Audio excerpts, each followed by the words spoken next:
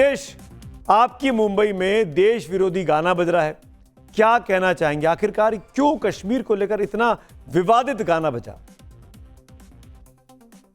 मुंबई में कई जिहादी मानसिकता रखने वाले लोग, कई हरे सांप अभी भी यहाँ वहाँ इस तरीके की मस्ती करने की कोशिश कर रहे हैं, मगर वो भूल गए हैं कि मुंबई और महाराष्ट्र में एक हिंदुत्व विचार की सरकार है, हमारे देवेंद्र फडणवीस जी की सरकार है। इसलिए ऐसी कुछ भी तरीके की हरकतें सहन होने वाली हमारे मुंबई और महाराष्ट्र में नहीं है।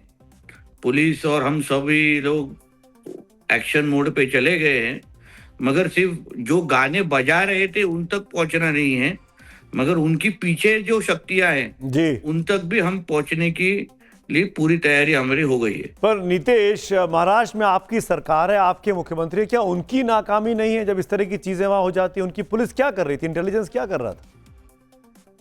देखिए, अभी एक दो घटनाएं होती है, उसके वजह से नाकामी तो बोल नहीं सकूंगा। ठीक है, किधर शायद का गाने बज रहे होंगे, मगर तुरंत इंफॉर्मेशन भी मिल गई, तुरंत एफआईआर लॉन्च हो गया, तुरंत अरेस्ट हो गया।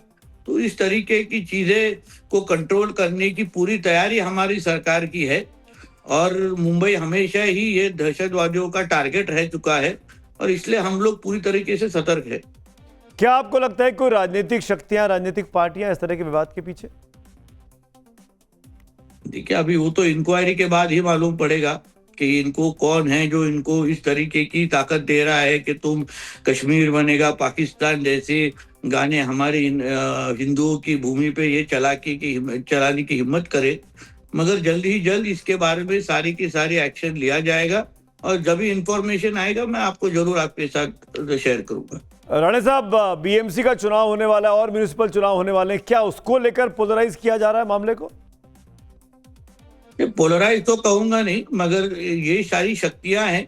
अभी हमने उसने बीएमसी को देख के तो ये बीएमसी का चुनाव देख के तो ये गाना बजाया नहीं होगा, मगर उसने इनका हमेशा ऐसी ही कोशिश रही है कि हमारे मुंबई के तरफ गंदी नजर से देखना है, मुंबई का डेमोग्राफी चेंज करना है। इसलिए तो अभी हाल ही में एक जो 30 का जो रिपोर्ट आया था, उसके में 30% मुसलमान और बांग्लादेश और रोहिंग्यों की आबादी बढ़ चुकी है। तो इस सभी चीजों को अभी हम लोग बहुत करीबी से देख रहे हैं, और उसको कंट्रोल करने के हिसाब से पूरा का पूरा एक्शन प्लान हमारा तैयार है। नीतीश, वहां महाराष्ट्र में आपकी सरकार है, केंद्र में आपकी सरकार है, अगर बांग्लादेशी घुसपैठिए या रोहिंग्या आ रहे हैं तो बीएसएफ को बॉर्डर क्रॉस करके आ रहे हैं ना, वहां उसके बाद आपके इलाके में पहुंचे ना, तो आपकी नाकामी नहीं है क्या पूरी तरीके से? ये नहीं, ये सालों साल से है, ये अभी का नहीं है, ये पिछले कई सालों का रिपोर्ट है। मैं बोल नहीं रहा हूं, मैं अपनी जिम्मेदारी से भाग नहीं रहे हम लोग, मगर मैं आपको विश्वास देता हूं कि 30% को जो बढ़ी हुई आबादी है उसको 0 तक लेके आने की पूरी जिम्मेदारी हमारे देवेंद्र फडणवीस जी की सरकार की है।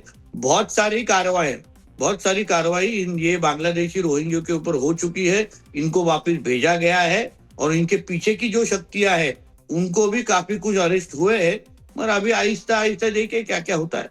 चलिए नीतीश, हमसे बात करने के लिए बहुत बहुत धन्यवाद आपका।